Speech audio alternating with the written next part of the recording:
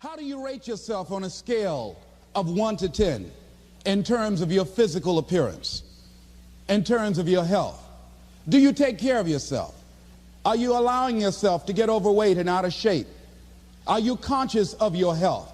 Are you watching the food that you take into your body? Do you make a deliberate effort to exercise? You know, it was George Burns. He said, we cannot help getting older, but we don't have to get old. And many of us get old before our time because we don't take time to take care of ourselves. Your environment is a very good indicator. On a scale of 1 to 10, is it what you want it to be? Do you find it desirable? Are you satisfied? The job or career that you're involved in. Someone said that 85% of the American public are unhappy with their jobs. Are you spending 8 hours a day just doing time? Doing something that you don't find challenging, that does not make you stretch mentally, that does not stimulate you, that does not inspire you. Something that you don't find a sense of fulfillment in it. If you're doing that day in and day out, it has to affect how you feel about yourself, your level of motivation. Your relationships. What kind of impact is it having on your life? Is it nourishing or is it a toxic relationship? Does it drain you or does it build you up? Ask yourself that. How motivated are you to do something about it? Your contribution, your actions. What are you giving? Many people will leave the universe without a trace. No one will know they were here. And in fact, under their name, we could put under there, not used up. Will anybody know that you came this way? What contribution are you giving? What will you leave? What will be different because you came this way? Someone once said that life is our gift to us that God has given us, and how we live our lives is our gift to God. What kind of gift are you formulating? Is this a gift that you like to take back and do something else before you turn it in? Think about that. What can we do? What are some of the keys that we can begin to use to motivate ourselves when our batteries run low? Because I don't care who you are, I don't care what you do, at some time you are going to get tired. At some time you're going to get in a rut. Seem like nothing you do works out right. And sometimes it just seems like you just don't have the wherewithal or the will to do anything. That sometimes you act like you're punch drunk. You're just wading through life, just doing time day in and day out, looking at non-discriminatory television, anything that's on, just looking. And depressed, feeling powerless, feeling useless, and bored. What do you do? How do you get yourself out of a rut? How do you, when you know you can do more than what you've been doing and you're not doing it and you're discontent with where you are, you get angry at yourself. How do you get out of that rut? How do you motivate yourself? One of the things that we must do is that we must be involved in working on achieving self-mastery. You must work on yourself continuously. Never be satisfied with yourself. Always know that as you invest the effort and time on you, that's the greatest ability that human beings have above animals. See, a dog can't be anything but a dog. Tree can't be anything but a tree. Human being, you've got unlimited potential. You can put effort on you, and by concentrating on you and developing you, you can transform your life wherever you are right now. So you want to work on yourself.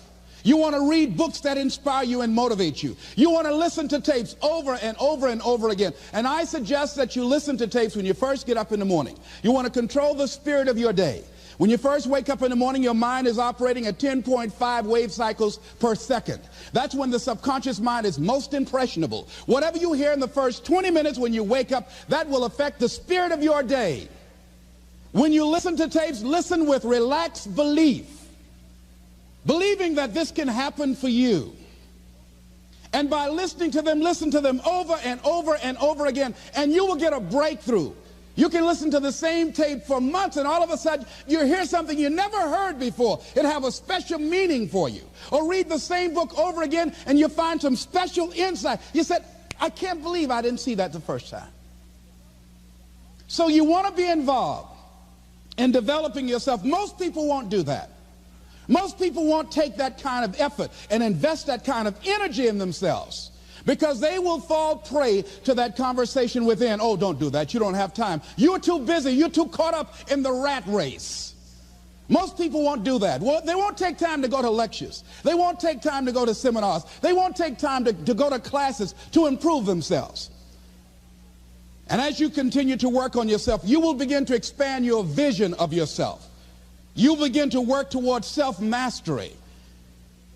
And you will begin to see it reflect itself in all the dimensions of your life, your mental life, your physical life, your social life, in your relationships, your monetary life.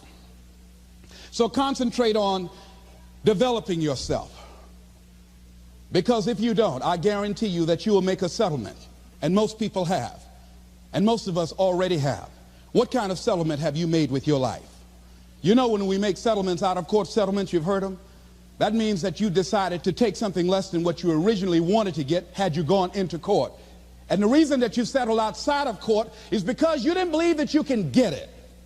So you made an out-of-court settlement. Many of us are making an in-life settlement. We're settling for less than what we actually deserve. We don't feel good about it, but we make it work in our minds. We'll come up with some kind of excuse to make it all right. What kind of settlement have you made with your life? Many of us settle for less than what we want out of relationships because we don't have the courage to change them. I had a seminar I used to do called Are You Living Together or Dying Together? Many people are just dying together. Gladys Knight used to have a song that says, neither one of us want to be the first to say goodbye.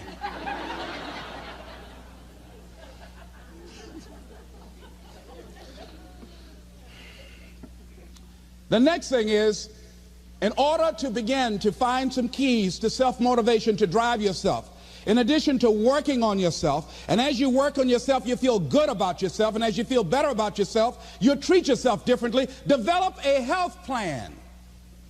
See, you can't feel well and do well if you don't have good health. You can't perform if you don't have your health. Your health is valuable. Develop a health plan. A plan that you will follow, because this is the only vehicle that you have to carry you through this experience called life. And you want to take good care of it because you love you enough. You care enough about you. And that's not easy. It is not easy having a health plan and sticking to it. But you're worth it doing it again and again and again. I have lost 22 pounds several times. I always do it. I love potato chips. People who know me know I love M&M peanuts. I love peanut butter and jelly sandwiches. I love my mother's sweet potato pie. I love this. It's not always on my health plan, but I put it on there sometimes. I said life is too short to go without sweet potato pie. If I go tonight, I want you to slip a slice of sweet potato pie in my casket. And watch the smile on my face. Next thing is, as you take care of yourself, the next key is keys to motivation, to self-motivation. You want to live life with energy and passion. You want to make a conscious effort to be lively. See, in life, you either saying hello or goodbye. You either on the way or in the way. Leave dead people alone. Some folks just walking around looking sad. How you doing, honey?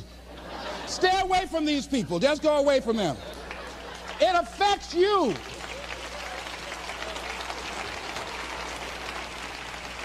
You want to smile. You want to be happy. You got a lot to be thankful for. But you watch some of the faces around you every day. And I tell you, some of these faces, they will put you in a depressed state of mind. So you want to avoid these kind of faces. When you see them coming, turn your head. Next thing is that you want to monitor your inner conversations. The things that you say to yourself. You want to watch them, and in watching them, you want to take charge. A friend of mine told me this evening, and she did it excellently. She said, I didn't want to come tonight. I was feeling so depressed. And I said, I'm going anyhow. See, that was the conversation. Oh, you really don't feel like it. You really don't need to do it. You don't really need to read anything. Forget all that. That's that inner conversation. Oh, you don't need to worry about trying to go into your own business. Forget that. You can't do that. What if you lose everything you've got? That inner conversation that stops you from doing the things you want to do less, don't do that. How can you possibly think about being a motivational speaker? You don't have the contacts, you don't have the money, you don't know the right people. You're going to get up there and your mind's going to go blank. Forget all that. You remember that time you got up before some people and you panicked? You stood up and your mind sat down? Don't you remember? And I said, yes. And then I said, shut up. So you've got to learn to stand up to yourself inside yourself and short circuit, override that conversation that's always going on. 85% of what that conversation will tell you is negative. It's negative. It will tell you you're tired when you really are not tired. It will tell you you can't do it. It will fill you with fear. So you've got to watch that conversation. And when you find it going on, you've got to stand up to it and say, I'm going to do this anyhow. I'm afraid, but I'm afraid not to do it. And I'm not going to let you stop me. The biggest challenge that you will have in life is you. There's an old African proverb that says, if there's no enemy within, the enemy outside can do us no harm.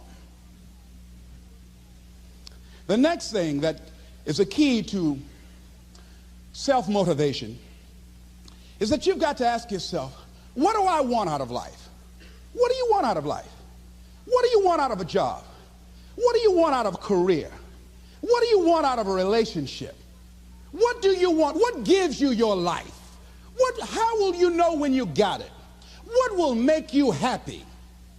You need to know. You need to start asking yourself some questions. What do I really, really, truly want? You need to be exact about that. Don't be vague. Oh, I just want to be happy. That's too vague. What will make you happy? How will you know when you got it? Zero in on it. Be exact. Be specific. And as you do that, that will stimulate that superconscious mind or the reticular activating system of your mind that will begin to find those things, to identify with it. And once you begin to determine that which you want, take the time to write it down. Don't just think about it. Write it down. That is a subjective process that engages the subconscious mind. Write it down. Once you write it down, read it 3 times a day, morning, noon, and night. Why is that important? Because what it will do, it will cause you to focus. It will cause you to concentrate. When that other conversation is going on telling you what you cannot do, telling you all of the impossibilities and all of the obstacles, your concentrating will begin to create a larger vision within yourself, and you'll start looking for and seeing some new opportunities. You start creating some openings for yourself. As you begin to read that every day, day in and day out, that will make you focus. That will discipline your thinking. And you'll get all kind of creative ideas. As I talk to you right now, being involved in this immersion process, you're going to create some openings for yourself. You're going to get some ideas. You're going to feel your adrenaline flowing, and you're going to think about something, some idea you had, and you say, I want to go back and I'm going to look at that again from a different vantage point, not from the level of the problem of the obstacles that I encountered, but from a higher vantage point. Because what you will begin to see and to know as I talk to the higher consciousness within you, that you are powerful, that you are a miracle worker. And that inner conversation has conditioned you to believe that you are not. And as you begin to discover the truth of who you are, whatever challenge that you're facing in life, and if you're living, you're facing some challenge, you'll begin to know that you're powerful and that you're a miracle maker. So as you begin to write down exactly what it is that you want, read it every day. The next thing is, see yourself there. How will you feel once you get there? What will the experience be like for you? What will be different? What kind of person do you have to become in order to get there?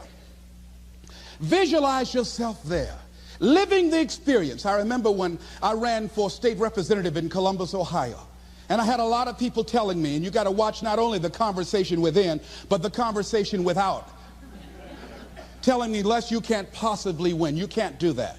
And I went down to the legislature, and I saw myself. I knew what I wanted. I saw myself in the chair. I pointed out the chair that I wanted. I used to go and sit up in the galleries and watch the legislative process. I used to go to the committee meetings and listen to legislation being introduced. I learned how to write legislation, how to amend legislation. I started thinking like a legislator, got up every day dressing, thinking like that, selling myself on it, seeing myself in the legislature. Mr. Speaker, I'm the gentleman from the 29th House District. I'd like to introduce a bill. I went in the legislature, walked around. I had the experience of it. And when I ran and won against overwhelming odds, they were shocked. I won the election even before it was held because I was living it in my mind. You want to see yourself beyond your circumstances. You got a challenge, see yourself beyond your challenge. See yourself with the challenge already resolved. And knowing that all is well, seeing yourself in control and in charge of your destiny, being healthy and happy. The next thing is, it is important in the area of motivating yourself, it's important to know why you're doing it. Because that mind will say, why bother? Why go through all this? This is too hard. No, throw in the towel. It's not worth it. Has it ever said that to you before? Here's how you can handle that. Here's how you override that. Write down 5 reasons why you deserve it. Why do you deserve what you want? Why you? Why do you deserve it? What meaning and value will it bring to your life? What's so different about you that you deserve your goal or this goal? And when you write down those 5 reasons, when you have some down moments, and you're going to have them, when that conversation starts talking to you, and it's going to talk to you, what you will do is you can pull that out and read it, and it will build you up. It will be your rod and your staff to comfort you through some challenging moments, because you're going to have some. Life will knock you between the eyes. It will catch you on the blind side, come out of nowhere, stuff you can't anticipate that will knock the wind out of you. You want to give up. That's why it's important for you to work on yourself, listening to tapes, building yourself up, talking to yourself with power, feeling, and conviction, building yourself up day in and day out, because it's coming. I guarantee you, life is just waiting. Oh, he's doing good now, huh? Very good. I remember I had an experience. I was pursuing my dream. And that's why you have to work on yourself. You don't know what's going to happen. And I was telling people, I had this big rally I had to do. It was 5,000 people there. And I said, you must work on yourself. If you want a larger vision, you've got to empower yourself continuously, because life will catch you on the blind side. And after I finished my speech, I got a rousing standing ovation. And I went and called the young lady that I was dating at the time. I said, hey, guess what? I said, they love me. I got a standing ovation. And they were chanting, we want the motivator. We want the motivator. I said, listen, we want the motivator. We want, do you hear? She said, yes. Les, I need to talk to you.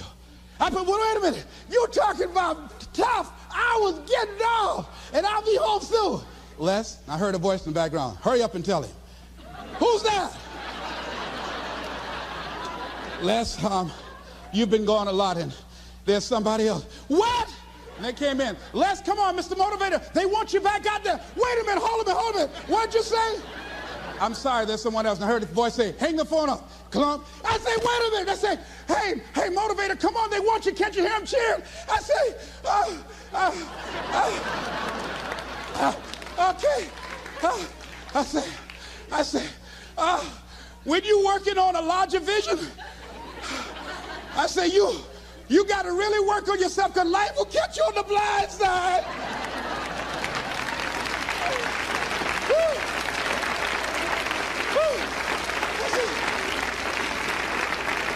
I say, you better be ready. And you better make sure you want it, because it'll make you cry. And somebody said, the Spirit is on him. Thank you, thank you, thank you, thank you. I was talking till they started blinking the lights. They had to come pull me off, and I said, you got to have a larger vision. You make sure, wait a minute, you make sure you work on yourself. They said, come on, Mr. Brown, come on. Yeah. I went back to my hotel room, and loneliness and heartbreak was sitting on the bed, said, are you coming in now? Do you have your larger vision now? How's your positive attitude? Say, get on in here. Are you still breathing? Shut up. No, you want your gold? No, I don't want this gold now. I don't. Life will wear you out. You'll be saying, no, I can't, and no, I won't. You try to read it, can't see nothing through the tears. I went plundering through the drawers in this hotel trying to find a Gideon Bible, anything, you know. I said, somebody, anybody help me. Yahweh, Yahoo, anybody. Boy, I tell you, that's why you got to work on yourself. Because life will send you some curves you cannot anticipate. The next thing is that whatever you do, you want to develop technical mastery. You want to be the best at what you do. You want to master it. See, part of self-motivation is you've got to find something that gives you a strong sense of competence. Well, you become known for that. You develop a reputation of being good at doing that. You set some high personal standards for yourself. You're not competing with anybody else. You're just unfolding yourself to be the best person that you could be. That you want to give the best quality service that you can give, because that is a statement about who you are. The other thing that's the key to self-motivation is recognize the fact that you're going to get into some slumps. Recognize the fact that you're going to encounter a great deal of failure in life. It goes with the territory. But in the face of that, you want to be relentless. When you want something, you don't expect everybody to say, oh, come on in. Oh, you want this? Oh, great. We want to give this to you. You're such a nice person. You're doing it for your family, aren't you? Great. No, life isn't like that. No, many doors will be closed in your face. Many loans that you will want. And they'll say, no, you don't have enough collateral. You don't have enough credit. And most people will give up. But you've got to decide that I'm going to be fearless. I refuse to be denied. And I'm going to go all out. I'm going to be relentless. I don't care how many no's I encounter. I like something Isaiah Thomas said when he's getting ready for a basketball game. He said, I'm going to either shoot us in or shoot us out, but I'm not going to not do anything. And that's the way to go. You can't make a basket unless you shoot the ball. You can't hit a home run unless you take a swing at it. Most people won't even take a swing. Well, I probably won't make it anyhow. That's the conversation within. They probably won't give it to me anyhow. If you want something, you've got to be relentless. You've got to decide, I deserve this, and I'm going to have it. And you go all out to get it. That drives you. The next thing is that when you want something out of life, you've got to be willing to go into action. Don't wait around for things to be just right. Don't wait for things to be perfect. Don't wait for the ideal situation. It will never be ideal. There will always be a reason. Well, as soon as the children grow up, as soon as I pay my bills, as soon as I get my divorce, as soon as I get enough money together, do what you can, where you are with what you have, and never be satisfied. A lot of people never take a chance in life. They don't want to take any chances. They want the situation to be ideal. See, that's not walking by faith. That's walking by sight. If I can see it, I'll do it. No. That's a lot of people saying, if I can see it, I'll believe it. No. If you believe it, you can see it.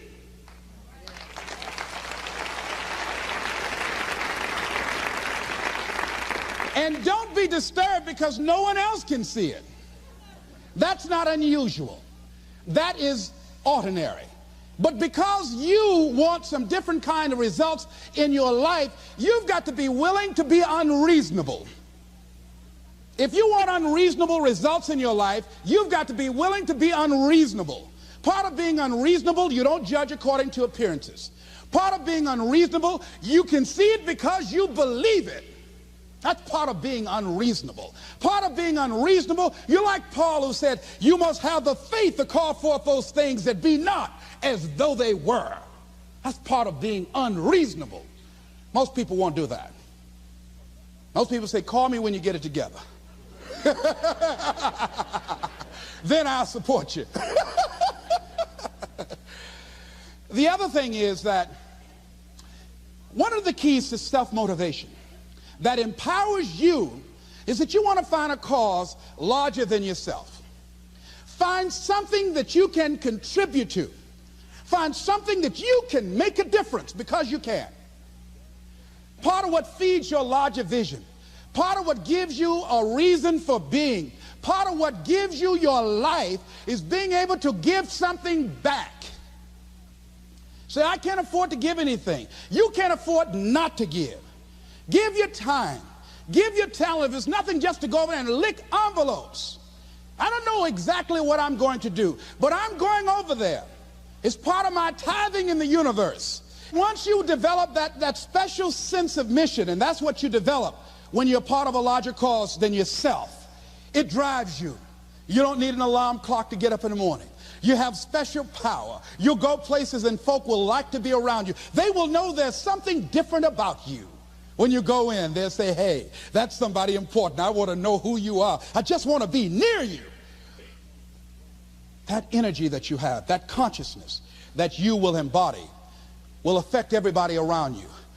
The next thing is that you want to create a home court advantage for yourself. You've got to be aware of who you have around you. So you want to be selective. Have friends that will enable you to grow. I have friends that help me to grow spiritually. These are my spiritual friends. I talk spiritual stuff with them. I have some other friends who are just intellectual friends. They make me grow intellectually. They make me stretch. I have some professional friends. I'm a member of the National Speakers Association. I get together with other speakers and we learn from each other and we grow from each other. I have other friends who are just social friends. All we do is just socialize together. We'll look at a basketball game together or go out dancing, but that's all we can do. We don't talk anything serious, nothing spiritual, nothing intellectual. That's not that kind of relationship. Nothing heavy up in here.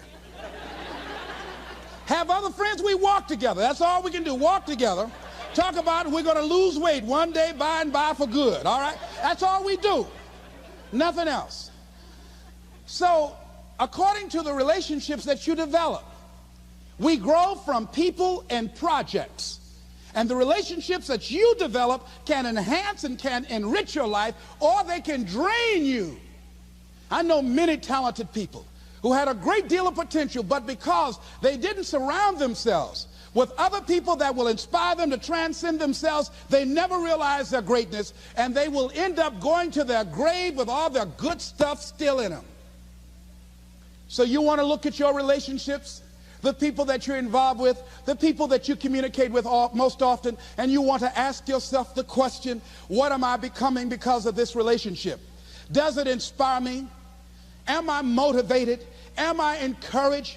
Am I driven to develop myself? Am I seeking my own greatness?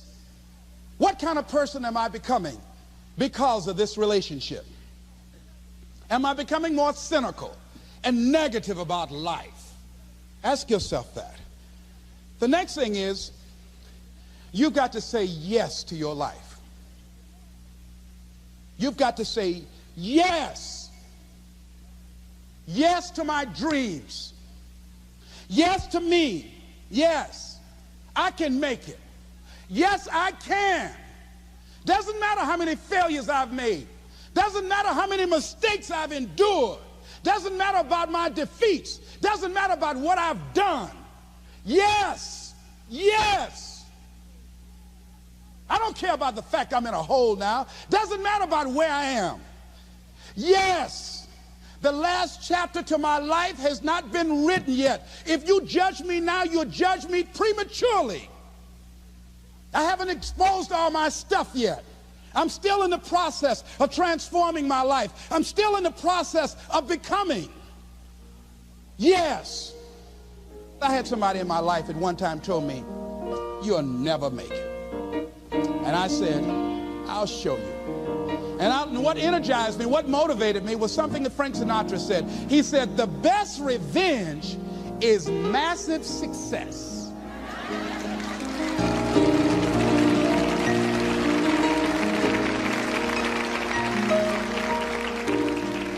I'll show you. You just watch my smoke, as old folks used to say. So say yes. Stand up for your dreams. Stand up for what you want in your life. Decide that your life is so meaningful to you, that you love you and you love life so much that you're going to stand up for something you want. I used to have a saying when I was on the radio, stand up for what you believe in, because you can fall for anything. So what I say to you this evening, that you are powerful. You have miracle working power in your life right now. But you've got to work on yourself. You've got to develop yourself. You've got to talk to yourself day in and day out, selling yourself on you and on your potentials. And you've got to know that you are worth all of your effort. And that the key to your motivation, as you get a larger vision of yourself, is to know that you have something to give. Is to know that you have a reason for being in the universe at this point in time. I want you to stand up for your life right now. Anybody want to stand up for your life? Stand up for your dream? Stand up for your dream.